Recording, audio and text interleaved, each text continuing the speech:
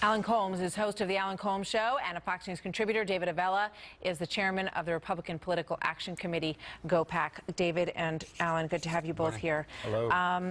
Alan, what took so long with the flag? Well, you know, according to the military code, you don't lower the flag for those who are on active duty. But if the White House were going to do it, it should have done it right away and explained that because of these unusual and tragic circumstances, that's why they're doing it here. But the flag code would say you don't do it for those who are on military. They lowered it for Newtown. In that case, they lowered it after Boston. Yeah. Understood. But, you know, there was a feeling in the country that this was, people were just voluntarily doing it at their own homes at that point. Well, I think so whatever the case, it puts them sort of behind the 8 ball and makes them have to answer they shouldn't have waited in a case 5 when days if they were going to do it. Okay. David. Well, thankfully, the president finally came around and did the right thing and lowered the flags to honor those 4 murdered Marines.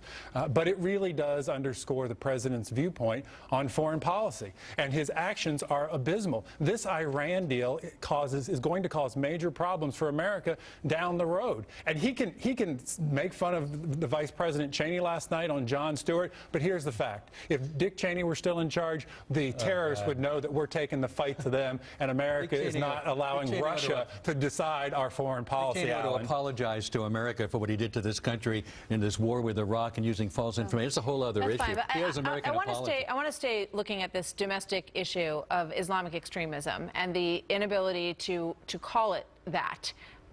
Because that is what it is. And in the United Kingdom, David Cameron spoke out very forcefully on this issue. He has a very similar situation, and here's what he said to the people of his country this week. If you're a boy, they will brainwash you, strap bombs to your body and blow you up.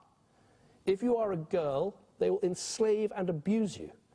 That is the sick and brutal reality of ISIL.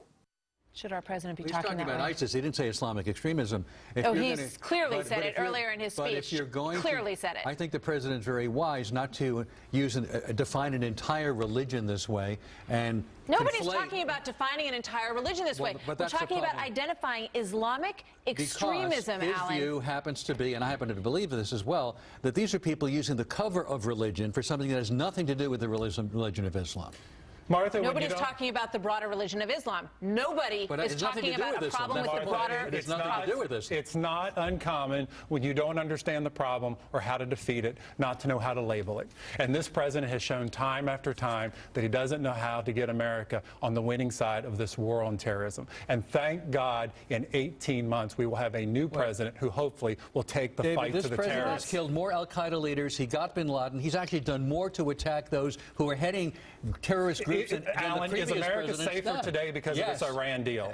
Because of this Iran deal. How many Democrats are going to vote against it? I don't care. I don't speak for Democrats. I think as a progressive and as a liberal and someone who believes in diplomacy over war, what's the alternative? What have the Republicans brought to the table? The alternative is to take the fight to the terrorists and say, if you're going to mess with America, you're going to die. So you want a war? Well, I want to make sure America is safe. So you want I don't want Russia. And David, let's go back to the situation here at home, okay? Because what David Cameron is understanding is that people are being radicalized all across his country. He watched what happened in Tunisia. He's seen what has happened in the 7/7 attacks in London. And he's saying, look, he stood in the middle of one of the most Muslim neighborhoods in London and said, we need to face facts. We need to take this on. We can't tiptoe around it anymore. People are going to die, and we need to understand what we're talking about, and we need to articulate. And he said, I know this is going to be offensive to some people, but lives are at stake.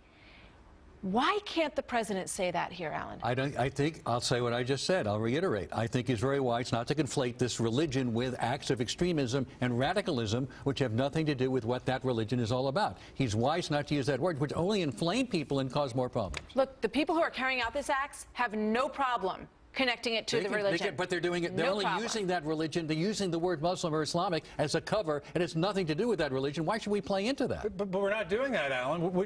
Nowhere did extremism, terrorist extremism, have anything to do with the Muslim faith. We said people who are trying to kill America have to be called extremists, and we need to kill them. That's why he's not using the word Islamic, because it has nothing to do with that faith. He's exactly right to do that. Gentlemen, thank you. Thank you. Very Thanks, much. Martha. David and Alan, we'll see you next time.